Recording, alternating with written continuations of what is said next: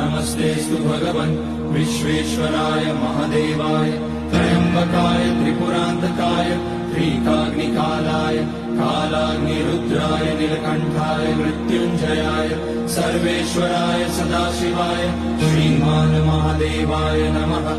ॐ नमः शम्भवाय च मयोभवाय च नमः शङ्कराय च मयस्कराय च नमः शिवाय च शिवतराय च।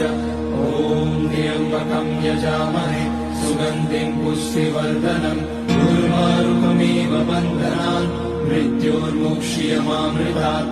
नागेन्द्रहाराय त्रिलोचनाय भस्माङ्गनाय महेश्वराय नित्याय शुद्धाय दिगम्बराय तस्मै नकाराय नमः शिवाय।